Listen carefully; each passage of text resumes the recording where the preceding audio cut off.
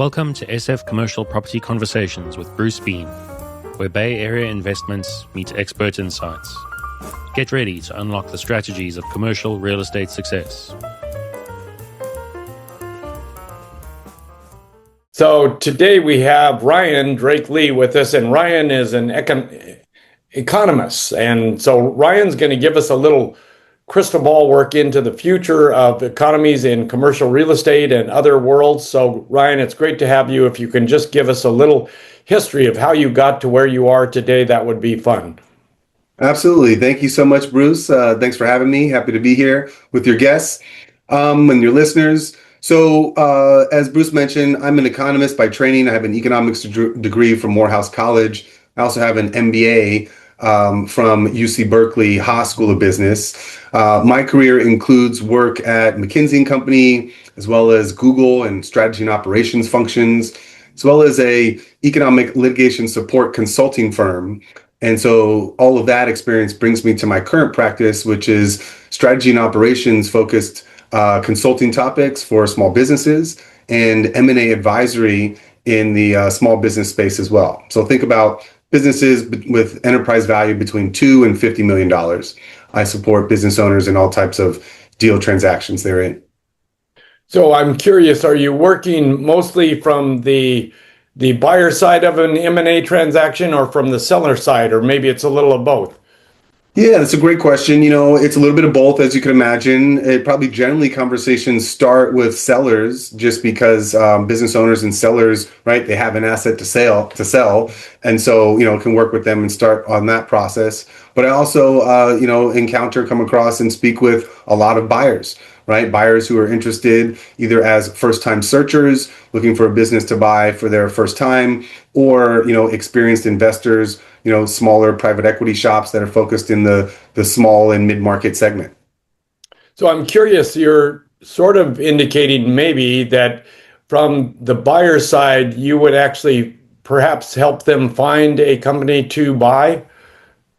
I mean, that's possible. Identification, takes a good amount of time and research just because, it's actually, quite tough to find the diamonds in the rough in terms of good quality businesses to buy. I often say that, I have more quality, good buyers than I have good businesses to sell, right? And so essentially, I support buyers when they've identified a target with due diligence, right? I help them with their quality of earnings assessments and due diligence on the acquisition target, right? Evaluating all the financial information and details, right? Reviewing, analyzing, and assessing their profit and loss statements, as well as their tax returns, and just doing a general overall analysis and assessment of the operations, and the dependency of the owner, and future kind of growth potential and risk profile. So I'm curious, in that scenario, how often does it turn out that the price being asked is not nearly close to the price that the business actually sells for? Well, it's a great question. I would say, of course, like a true economist, it depends, right? It depends on Right. a lot of factors, right? And once again, it depends on, the seller and their advisor, whoever they're working with to bring their business to market, right? And, having an honest and a, kind of accurate assessment into how the business operates, how it performs financially, and therefore, right, an appropriate kind of asking price, right? Will determine how far it is from reality and how buyers think of the market, right? How buyers look at businesses to buy. And so, as always, there's a little bit of perhaps divergence between buyers and sellers, right? And that's where M&A advisors and brokers like myself, right, bridge that gap and help bring buyers and sellers into alignment, right, when they're kind of, in the ballpark or in the realm of a potential deal. So, it depends on a variety of factors, but mostly it's around the health of the cash flow, right, and the sustainability of the cash flow, and how it can, endure into the future.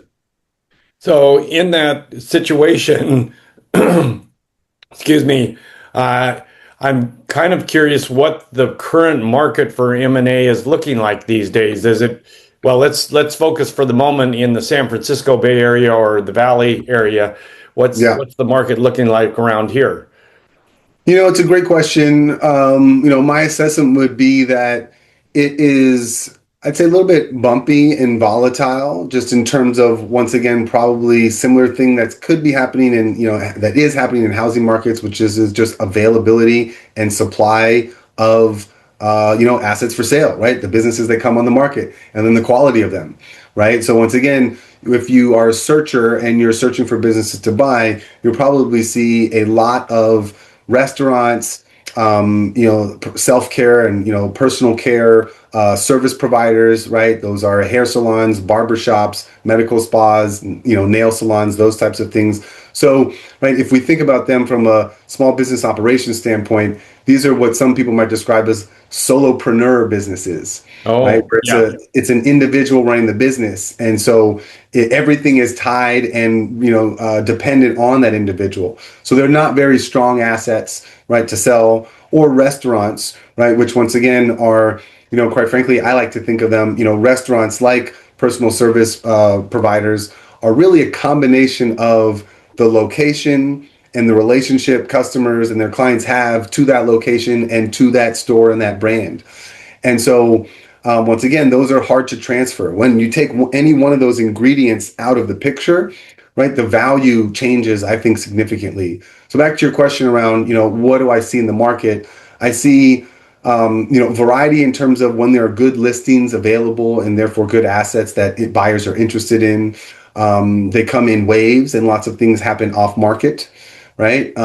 Additionally, the interest rate environment, is challenged, which makes, kind of buyers challenged as well, because same thing, like in housing markets, access to capital is a challenge. And so, as you asked before, right, the perception of the value from sellers, right, and buyers' ability to come up with the cash to make offers in those ranges, right? If they don't have the cash on their own, they're generally looking to use debt, right? Looking to use an SBA loan, right? And SBA loans are based on, Fed interest rates, right? Usually prime plus 3.5%, right? And prime sitting up at, 6.25, 6 and change, right? That puts interest rates for an SBA loan at, 9, 10, 11%, depending on the underwriter. So money is expensive. So I'd say all those things make it still a somewhat constrained market, right? Where I would describe it almost in the K shape, like we see in lots of other markets around the US, which is, there's kind of two rungs and two paths being treaded by different types of buyers and sellers. There's the high end of the market, right? That's the top part of the K, right? And there's, high asset prices, high values, a lot of money sloshing around, right? And therefore a pretty liquid market. In the lower branch of the K, right, in the lower end of the market, there's less quality, available. There is, diamonds are few and farther between in the rough, and there's less capital available also, as well. So it just makes it a much trickier market to operate in. You've got to be creative in terms of coming to deals, financing packages, right, and transfer kind of details. Where would you say that interim point is between the high and the low market? What do you think that number would be? Oh, I'd say it's probably at the 10, 12, $15 million range, right? So Yeah. things below Okay. are very, patchy and spotty. There's good businesses out there, but they're fewer and further between, right? As you get into kind of the higher end, and as we started out, the range I focus on is kind of $2 to $50 million. Once you get above 50 as well, you're operating in a much larger, more sophisticated market as well. So you're competing with private equity firms, right, and big sophisticated buyers and sellers, much more complex businesses, mid-sized companies, but they might become now multi-state companies, right? Multi-state entities and legal structures and employees and liabilities and risks, et cetera. So that's kind of how I see it currently. So always when a business is bought, there's always the concern about will the employees stay or go type approach. I'm sure you've seen that a lot. Have you got any thoughts about how to make that work? Sure, absolutely. I mean, employee retention is, a major factor in small business deals, right? And deals of any size, quite frankly. But Yeah, they can be managed in various ways, right? A, through confidentiality, right, and only disclosing the deal at the right time and in the right way, right, in the right setting, right, with employees and staff, right? It's very much important how things are done, not just kind of what is done.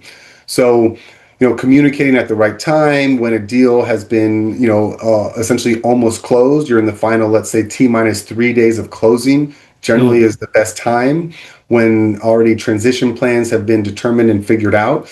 And another factor that's important is having insights into what the motivations and drivers of each of your employees.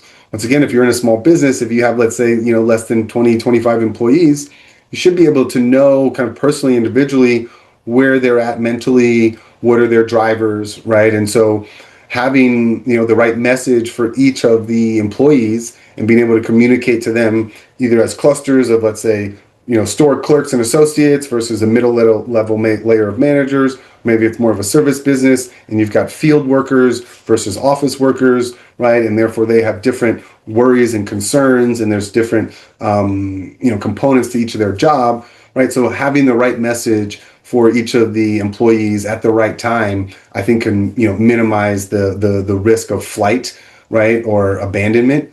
And so those are how you kind of think through those issues.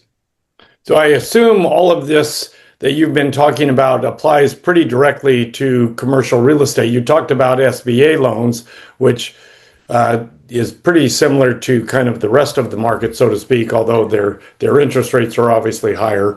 But what are you seeing in the commercial real estate area these days?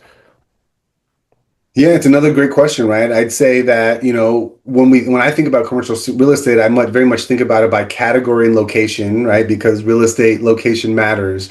And so the first trend that I've observed on location is that, it's the donut effect happening around urban areas, right? Which is the urban centers got hollowed out. San Francisco is, quite frankly, prime example A, right, of downtown financial district, Union Square shopping district, Market Street corridor, right, having been hollowed out. So therefore, but the people, like some people disappeared, right? They moved out of areas, out of the municipal center, the CBD, but they didn't go far. So they just kind of retreated into their local neighborhoods. Once again, to the San Francisco example, right? The latest economist report that we saw from Ted Egan, right, reinforced these facts, which is people still went and shopped somewhere. Where they land, they landed in Stonestown, they landed in Japantown, they landed in Inner Richmond, right? They landed in Bernal Heights, to some extent, right? As an example, that's where people landed.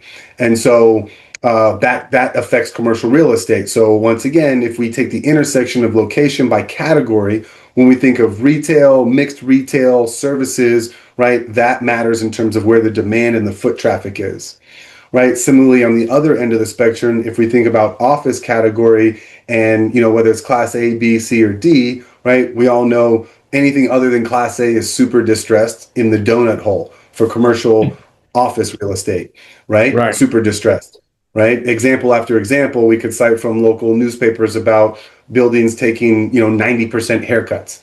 Right, in the most recent sale, let's say from 2019 or 20, right, deals that snuck in just before the pandemic started to where they're selling for now.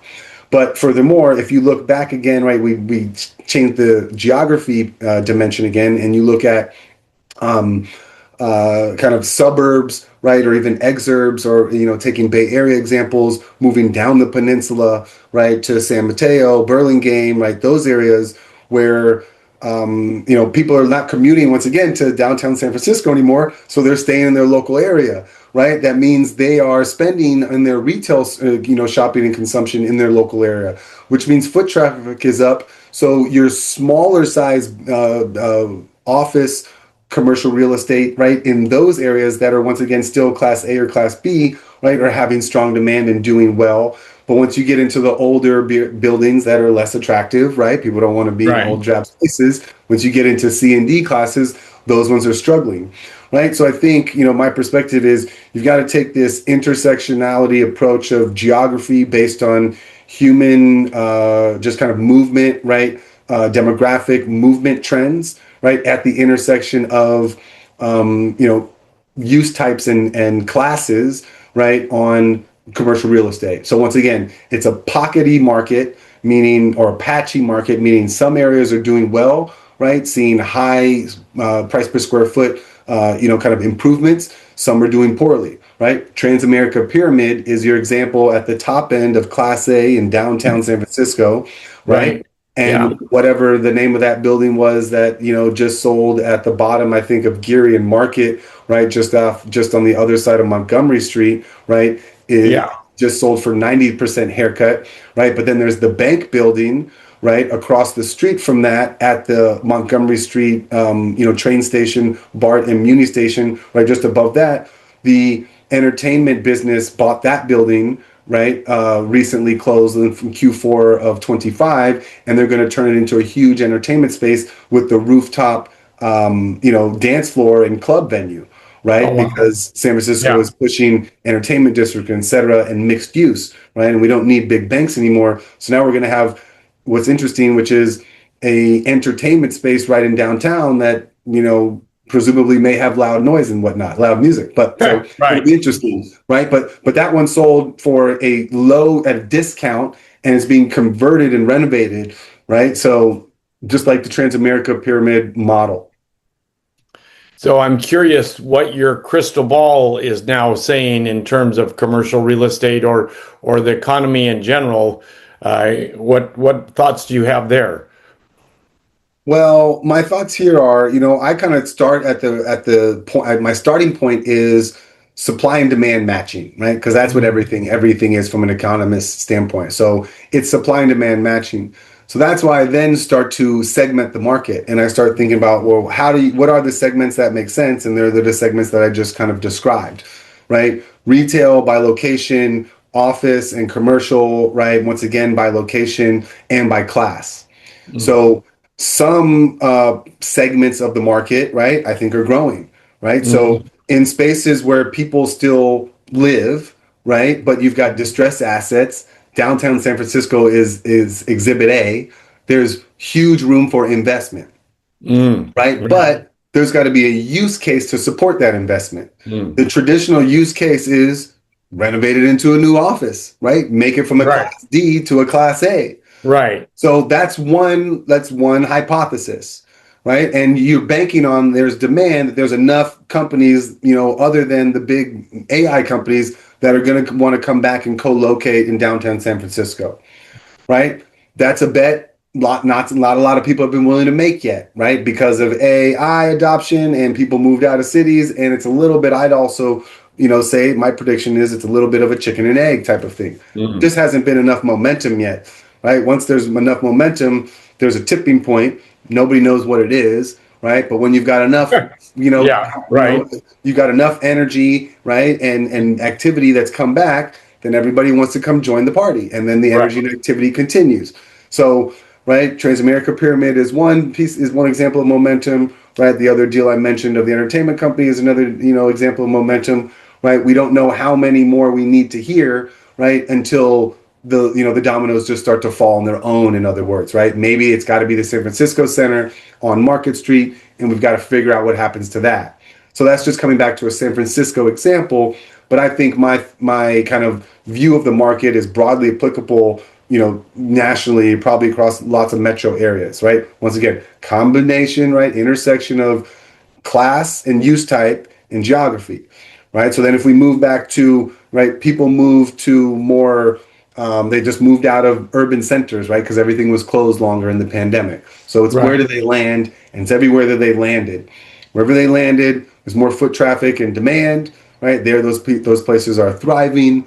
And so I think there's still room for growth, and they will continue to grow. So like everything, it depends. It's patchy. There are winners and losers, unfortunately, and it depends on all those factors. So I assume you've been seeing this news articles about new towers, kind of a competition for who's going to build the newest tower in San Francisco. Well, do you have any thoughts about that? Yes, I think, thanks for asking. I think that fits neatly into my hypothesis here, which is that there's room for renovation downtown, right? This is renovating from Class D to Class A. So that's precisely the bet that I just described, right? And they're basically saying it's not worth it to convert these old buildings, depending on whatever the environmental impact cost assessments, right? San Francisco permitting, transfer tax, et cetera, right? Red tape, right? To synthesize it. It's just, better off to start fresh and just build a brand new tower, right? And get all the newest and latest amenities and attract the highest, paying, highest quality tenants, and the market will move like that. So, we're seeing more of it. Once again, it may be on, San Francisco municipal government, right, and board of supervisors to continue to cut red tape to get more conversions of existing buildings. But right now, it seems like, the top of the K-shaped economy, right, the top path is saying, I'm just going to invest new money in a brand new building, and that's what we're seeing. So I'm curious. Obviously, AI companies are moving into San Francisco. As an economist, are you using AI these days? What's your thoughts on AI? Yeah, it's a great question. It's a broad question, right? I think, the way I think about it is, once again, segmenting it and thinking about lots of different use cases and applications. Um, I'm a chatbot user in terms of as a researcher, right? Mm, So I use Claude and I've used Gemini, right? I have a Gemini account with my business, and I have a free account with Claude. I'll admit I don't pay for that one, yeah. and I have never used Grok, and I used ChatGPT for a couple weeks when it first came out, and quickly switched. Mm, Um, and so I use it as for research and data purposes, right? So asking for, reports from BLS data and census data and, economic institute reports and, national economic advisors, reports, et cetera, and doing some analysis and kind of structuring data. I have dabbled and tested, let's say, in kind of building agents and building workflows. I'll say that I've hit brick walls. I failed, right? I hit programming yeah, walls where it's yeah, like haven't we you have all? to Yeah. now now you need to download this piece of code. You need to put it into your script editor, and you need to run this thing and add these things. And unfortunately, that's where I fall down and I get blocked. And Yeah. I work with my interns, right? I have several college undergraduate level interns that I work with, and quite frankly, friends and colleagues at tech companies, the likes of the Mag 7 that I won't name, but they're not able to help me, quite frankly. So, my opinion on AI is, once again, I think it's creating another K-shape, right? Which is there are power users, there are people who are willing to learn, who've learned this stuff that are younger than me, probably by generationally, so they're a little bit more native, and or there's users in my age cohort who are more technical and who've powered through those walls that I've hit. But I think they're extremely rare, quite frankly. I think they're less than 5% of the population of let's just say if we took the 100 million users that ChatGPT OpenAI claims to have monthly, less than 5% of people, all the things that I've read, are using it in really strong and powerful ways, right? Most people, once again, are using it for text editing, writing emails, right? And unfortunately, there's a good probably fifth of users that are using it as their companion type of to alleviate loneliness and friendship things. So they're engaging with the chatbot in more conversational, telling it its thoughts and feelings, and can you help me decide what's for lunch type stuff. And I'm not one of those guys, but Yeah, no. So I'm curious, it sounds like from what you said that the information you're getting back from Claude or whoever, whatever AI bot, that the economic information you're getting back has been fine, that you haven't found any problems with that. well, so yes, I've been able to get good research, get good data. I always make sure I check the sources. Sometimes they still do hallucinate, right? When I ask for, say, example, um, consolidated, data or worksheets or things that are collated across sources, like, give me housing data from here and income data from there and Oh, spend data from something else and put it into a table. Sometimes it hallucinates and it'll make things up, right? ah, And it'll say, I need this data from 1950 to 1980, and yeah. it'll only find it from 1974 to 1981, and then it'll just hallucinate all the previous years. Right? Oh, It wow. basically like backwards extrapolates, right? Yeah, right. And then I'll quality control it and check it and realize that, like, oh, this this is wrong. And sometimes that'll give me a real trust, like, gut in the punch. And then I really doubt everything for a while. But then I will admit, and then I'll a little bit be turned off of AI for a month or two or a couple weeks. Right. Yeah. And then I'll read something else about the new version and come back and say, oh, wow, it's improved a lot. So I'll admit I've had a kind of a, seesaw, reality with AI where I go in bursts of using it for a period of time, several weeks, month or so, and then it'll fail me and I'll lose confidence and I'll kind of put it down for a little while. And then, I'll come back to it. Well, I think we're all in that mode where we go so far and, editing emails is fine and some of the other basic things are great, but when it gets to actually trying to use it to do some data extraction or something, sometimes it gets crazy. So anyway, well, this is very intriguing, a very great conversation. I think we should talk again in 3 to 6 months and just kind of see what the crystal ball is saying at that point. I'd love to hear it.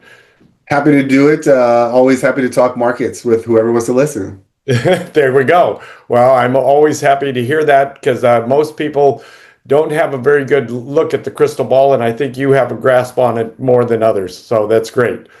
Well, thank you very much, Bruce. All right. So where can people get a hold of you, Ryan? Yes, if people want to reach out, happy to talk small businesses, strategy and operations advisory topics, or shoot the breeze about economics and geopolitical current events at large. You can find me at my website, which is rdlconsultingllc.com, or you can send me an email at Ryan, RYAN, at rdlconsultingllc.com. Well, great to have you, Ryan. I look forward to talking to you again in the future. That's a wrap on today's journey through the SF commercial real estate scene. Ready to share your story? Visit sfcommercialconversations.com/guest. Your insights could lead the next conversation.